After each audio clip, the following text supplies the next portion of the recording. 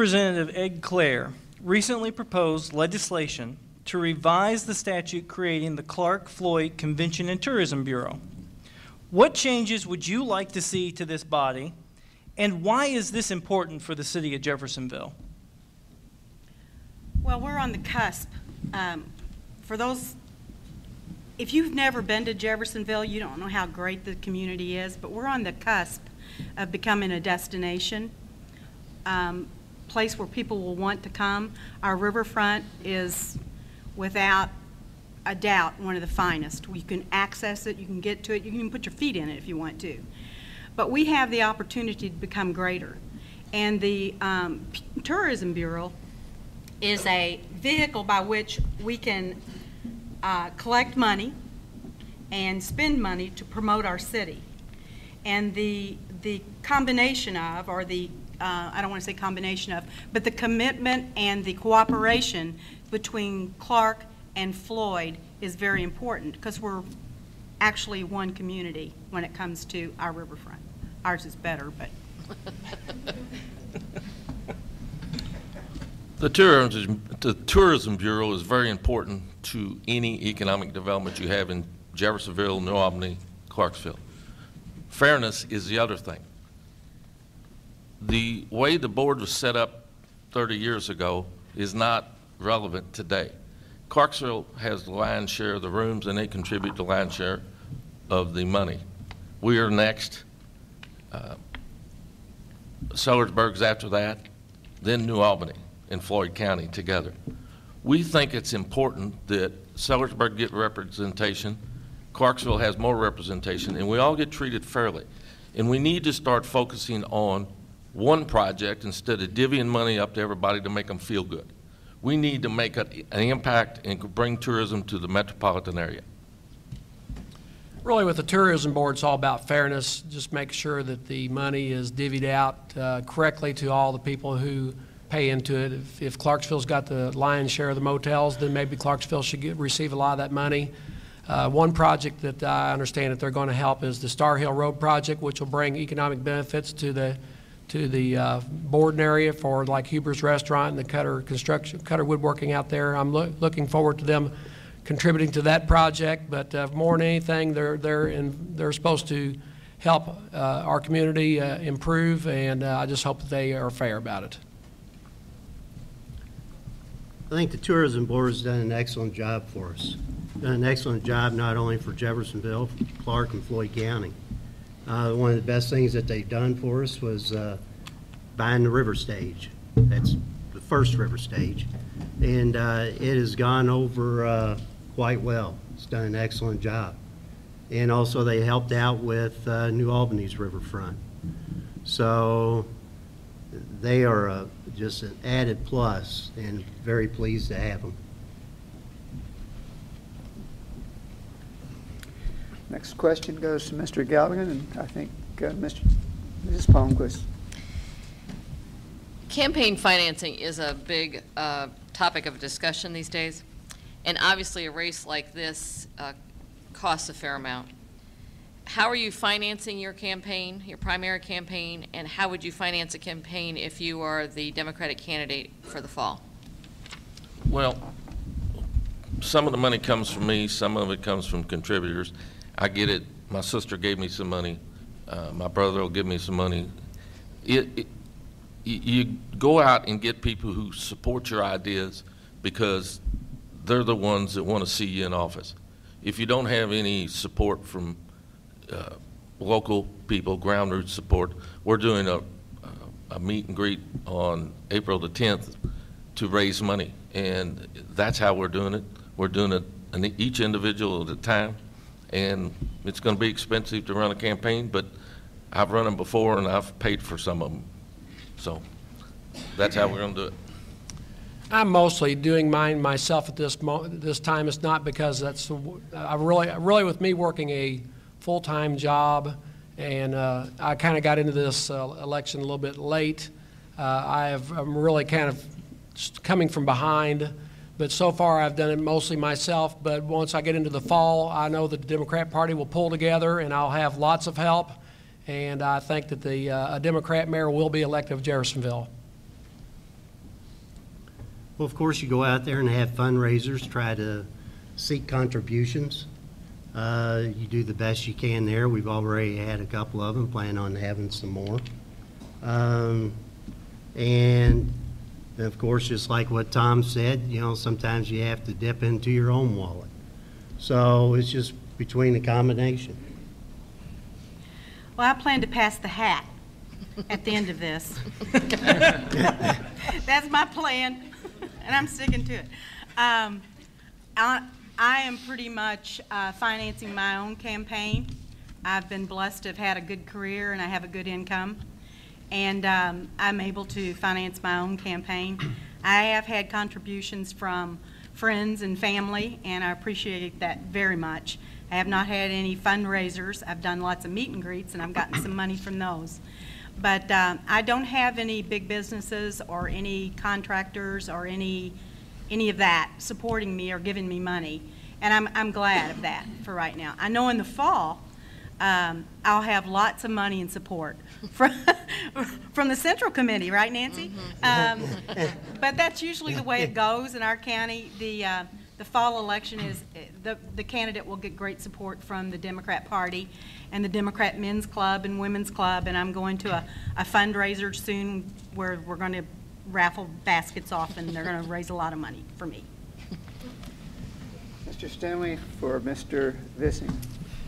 The city has signed a consent decree with the Environmental Protection Agency laying out how it will address its combined sewer overflow problem. Do you support that agreement? And if not, what would you do instead? Well, the EPA is probably not going to allow us to change that. It's not whether I support it or not. It's just something we have to stick to. It's been said that it's possible we could renegotiate with them, and if that's possible, I would. But, you know, I got both these guys sitting on either side of me. You know, they kind of kicked the can down the road for several years. I hope they don't hit me over that. But anyway, maybe the mayors in the past should have been working on this projects in the past. I know it's not politically savvy to be raising sewer bills when you maybe don't have to, but I realize the EPA is pretty powerful, and we're just going to have to deal with it. Under the consent decree, EPA wants us to take care of our CSO problems. And I believe we should take care of them. But there's a lot of different ways that we can handle these problems to make it a lot cheaper. One way is to actually sit down with the EPA, Department of Justice, and extend how much time we have to correct the problems. The current administration set up where we have to get it done in 15 years. I believe we can probably get 20 or 25 years out of them. And the reason is because of such a high burden that it's going to be on the sewer ratepayers. So, in fact, EPA, they want you to stay basically about 2% of the household median income. And with the projected plans, we're well over that, going almost up to, well, over 3% of the household median income. The EPA mandate, or the what the question was about, doesn't specify how we solve it. It just says solve it. And I brought my sewer bill with me. And on the sewer bill, it says EPA mandate. And I believe that's a little misleading because the EPA has not mandated that cost.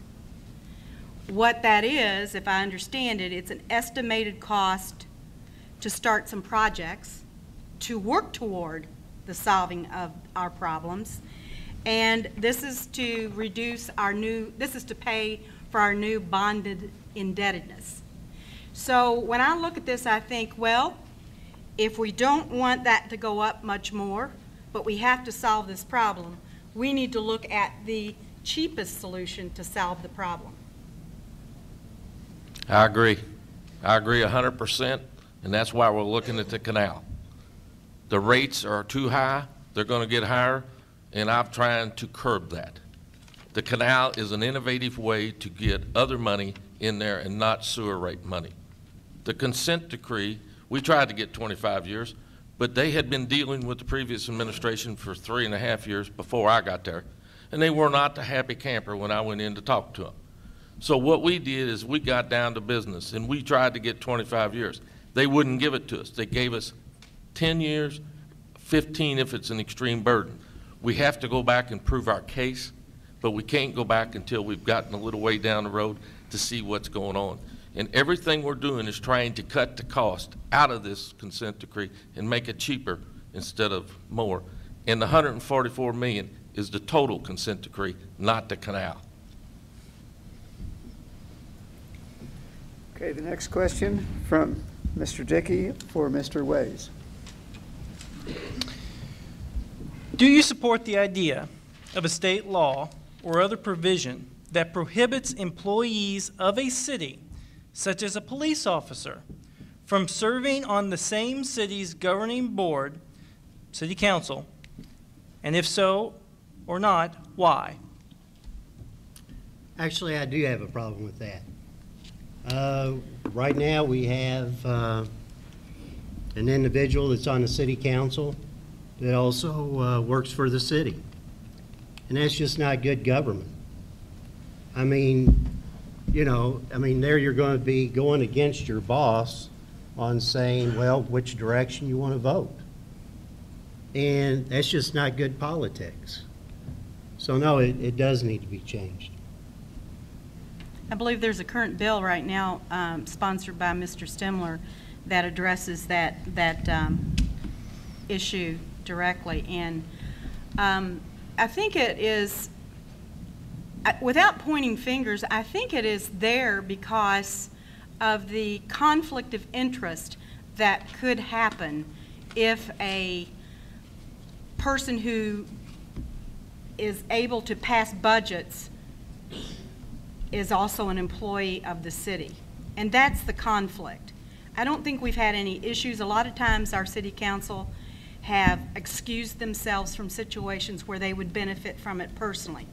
But I understand behind the logic behind it, and I believe it's good. Well, I've served as mayor when the council was made up of a fireman, and he voted on his budget, and he didn't have any problem with that. The problem with the one-size-fits-all doesn't work because I'm on the IACT legislative committee. In some communities, everybody's related. So they have to go out and import workers to come into their community. So we need to look at this. I don't have a problem with any employee not being able to serve on the city council. That's not a problem to me. But it's not that way now, and there happens to be one, and I think she does a great job, and she does not have a problem telling me what she thinks. So I don't see it as a problem right now, but I don't have a problem with them putting it in law. I have no problem with it being made law. I think that is a conflict of interest. I do know who Tom is talking about. I know she does a good job, but I do see a conflict with a city council person working for the city. So if they did make it in law, I would support that.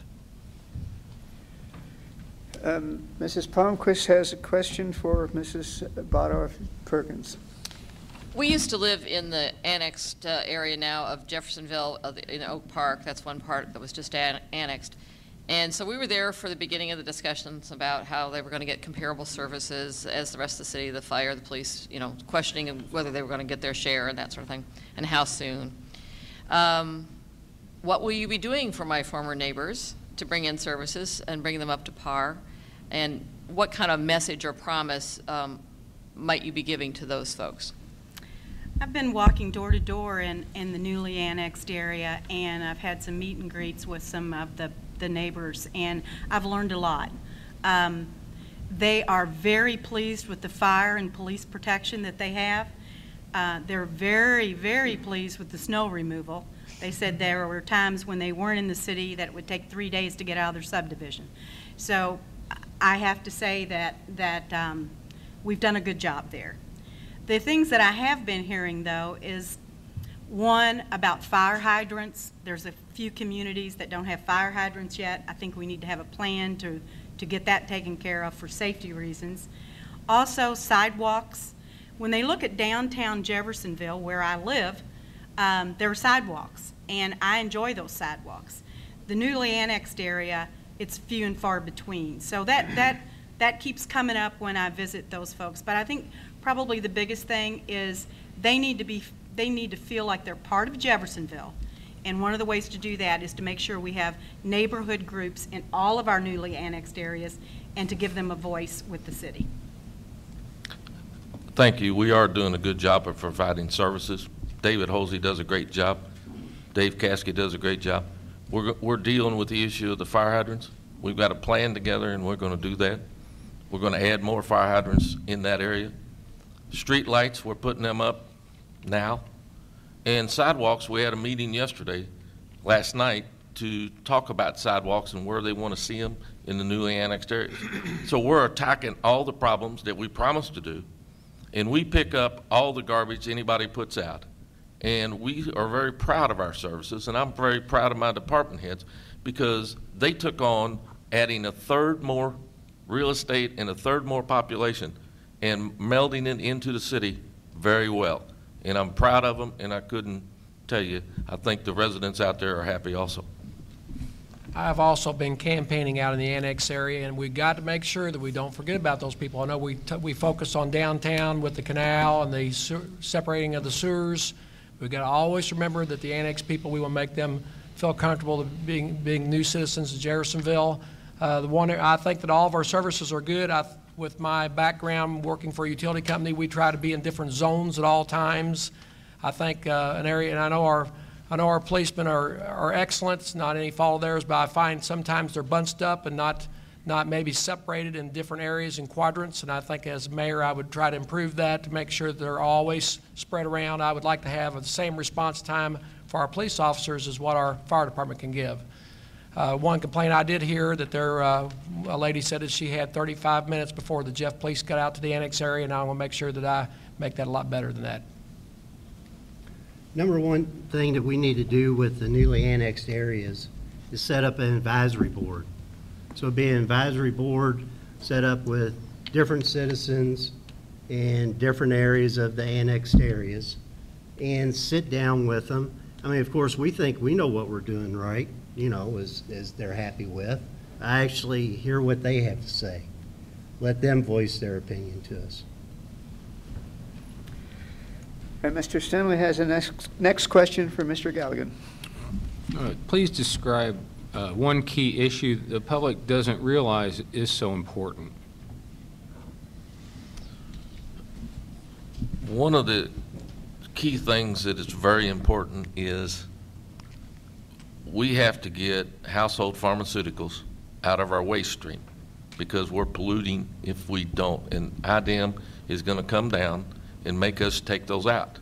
That's why when I was on the solid waste board, I wanted to take over recycling because it's very important to get household pharmaceuticals not flushed down the toilet, not put out in a trash can, not where kids can get them, but get them put in a place where they're safe and they do not impact our environment or they do not impact our kids.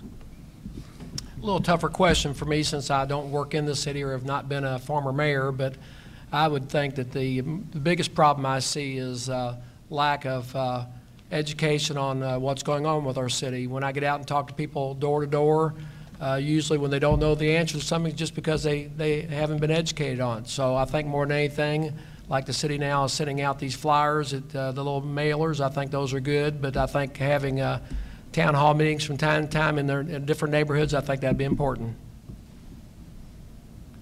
Unfortunately, a lot of times they don't think we're there to help.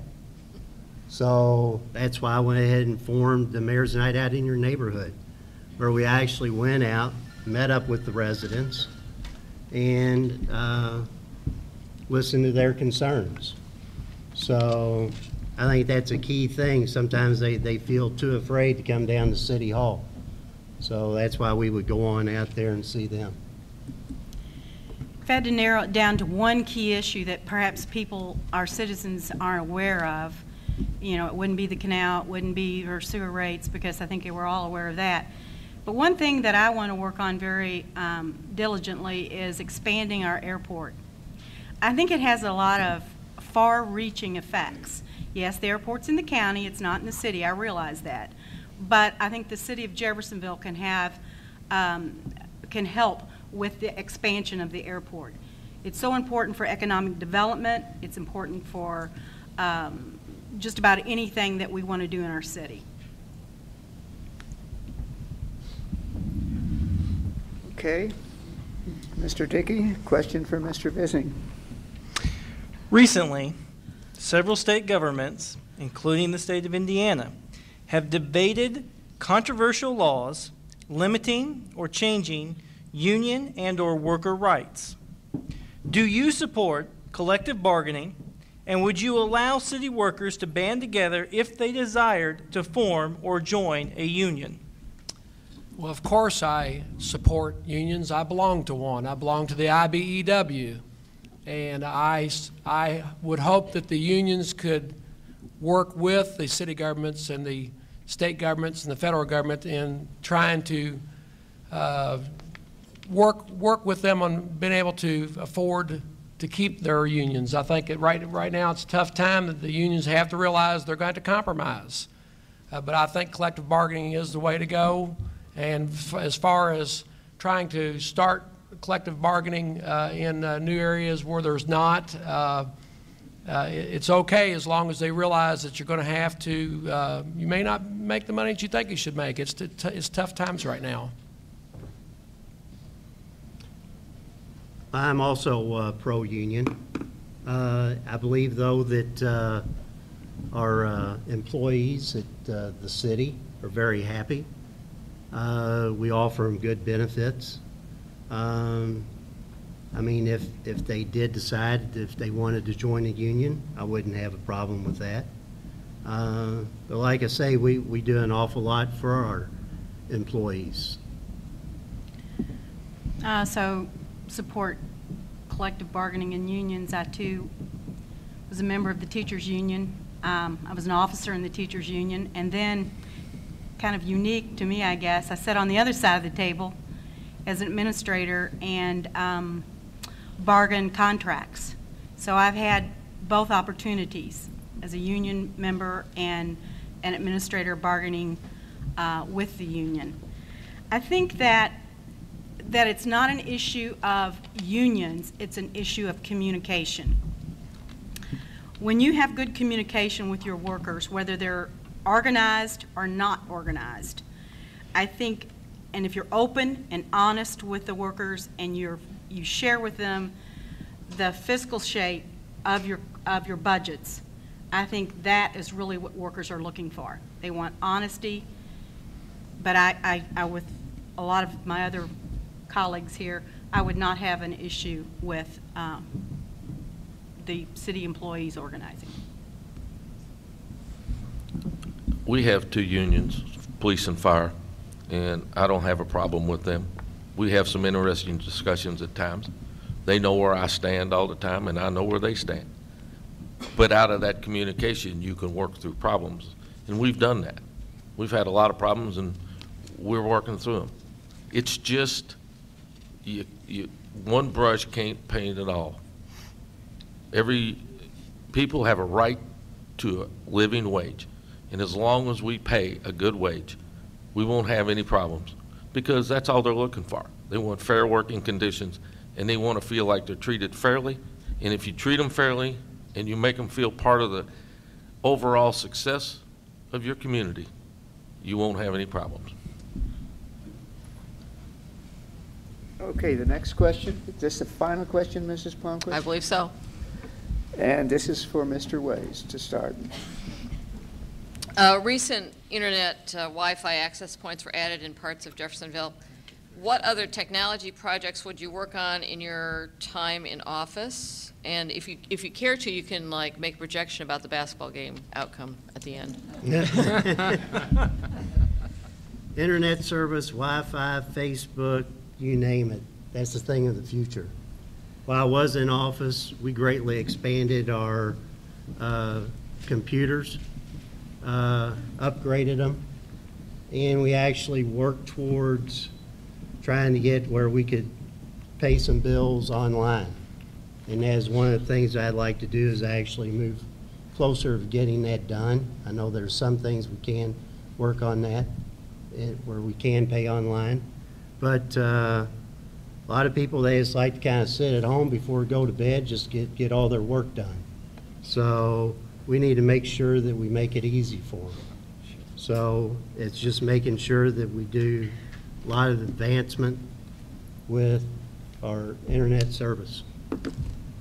I don't know if it's because this side of my brain works better than that side of my brain since I was a math teacher, but I'm kind of a computer geek, and I love what the city has done with access to the Wi-Fi, and I'm very excited about that.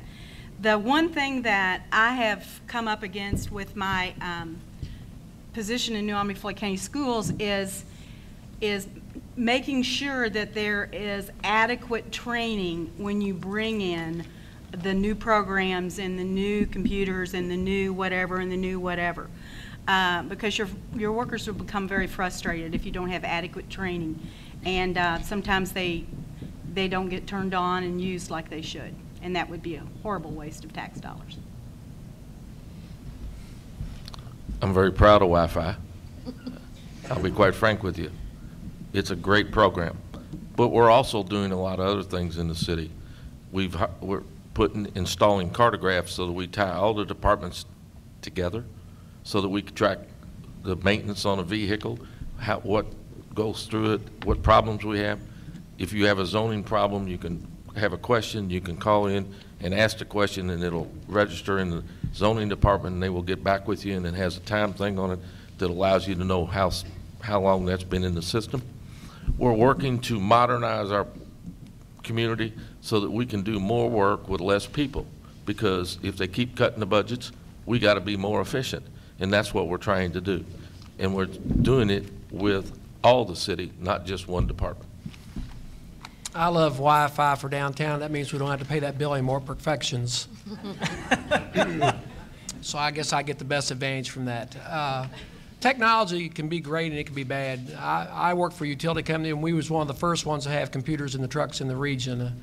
And sometimes they cause more trouble than they're worth. So you have to be really careful about what technologies you do put into the city. I think you have to study to make sure that what you're getting into is going to work for you. The main thing is don't be the first one on the block to have it, because usually, as everybody knows, those are the people that have the most trouble. So as a mayor, I would probably try to bring in the newest technology, but again, I'd be real careful about being the first one on the block to have it. Okay, we'll have the final presentations by each candidate, summing up for a maximum of 2 minutes each, and we start with Mrs. Bodorf Perkins. Thank you. As an excuse me, let me start over. As an educator, my job to help children imagine and realize their potential greatness involve getting them to imagine the possibilities, determine the paths, and develop the skills, and access the resources needed for them to achieve the best. I did this over a course of 4 decades in public education. I helped manage over $63 million budgets and over 700 employees. As mayor, I would help us imagine our greatness and bring my experience and skills necessary for us to become the very best city we can be. My values are simple: a commitment to personal and fiscal integrity, honesty in all of my actions, innovation in meeting the present and future needs of the city, respect for and belief in individual difference and the worth of every person, pride in our work, in our dedication to public service, because being a mayor is being a public servant, and in being the best we can be. My priorities are sustainable, livable neighborhoods, vibrant urban fabric, fiscally sound government, pro-business environment, safe city, citizen engagement. My only interest in being your mayor is very simple. I want to make Jeffersonville a better place to live, raise our children, and prosper. I know how to do this, and with your help, we can get it done. I want to thank the panelists for being here, and I want to thank IUS and the student Democrats. I want to continue to be your mayor because I lived in Jeff my whole life, and I watched for several years as we did nothing, and there was no jobs, nothing going on. It was just promises, promises, promises, just to get by. I'm not one of those guys. I'm a get it done. Let's get with the program. Let's make things happen for the betterment of our community. We have done that time and time again. The quadrangle's a prime example. 10th Street, connection with Missouri Avenue on Court Avenue, the restaurants downtown, Spring Street. People told me to bulldoze it when I first took office. We have been a positive impact on this community. We took the railroad track down, the trestle, and we're cleaning up an area that was nothing but a no man's land. And we're making Jeff a better place to live in, a better place to work in, and an attractive places to come spend a day, a week, or a lifetime. That's what the council and the administration's mission is, and we're trying to fulfill that every day. And we think that we can do that and continue to do that. And when you see Jeff in 4 years, you're going to see an entirely different place that you're proud of, you want to bring your family to, and you want to show it off. Because that's where we're headed, and that's how we're going to do it, is by hard work and getting things done. Again, I want to thank everybody for coming and for the Democrat Club for inviting us. I'm going to go a little different way on this. You know, I told Tom when I decided to run that I was going to show the clear differences between he and I, and he said that's fine. And I don't consider this negative campaigning, but it's surprising what you find when you go out campaigning and you go door to door. One person I talked to said he was upset over the current administration giving raises to two of the clerks in the office, and he overrode the council and gave it to him anyway. Another was upset over the clearing of trees in Vissing Park without public input or permits. Another was over the removing of EMC and causing us to have a $600,000 lawsuit. The city is appealing that, but we don't know if we're going to win that or not.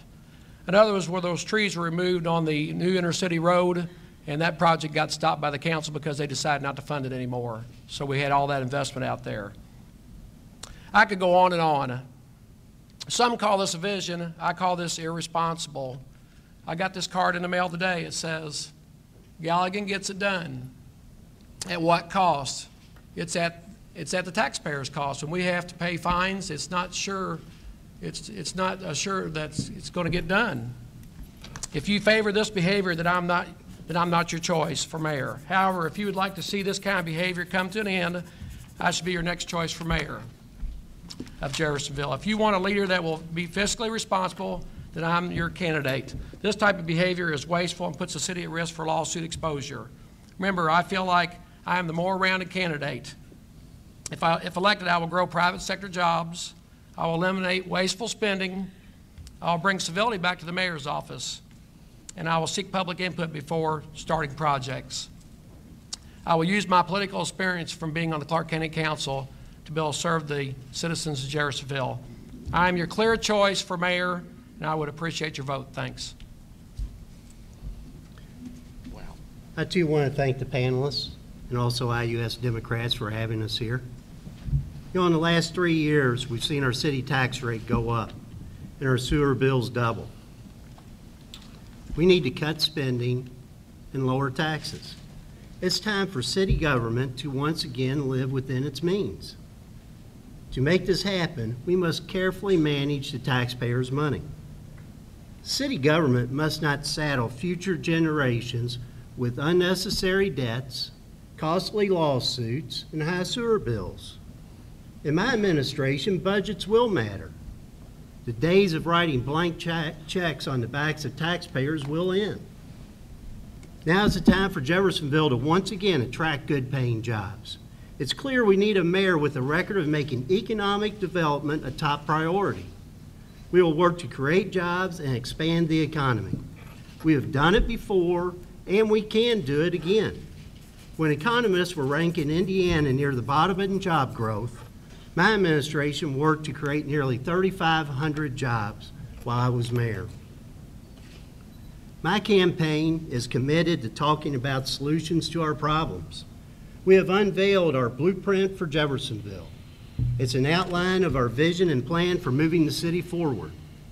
You can visit waysformayor.com to get you a copy of it.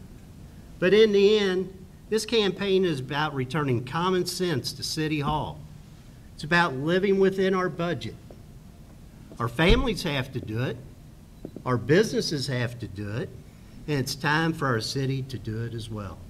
Thank you. You may clap if you wish.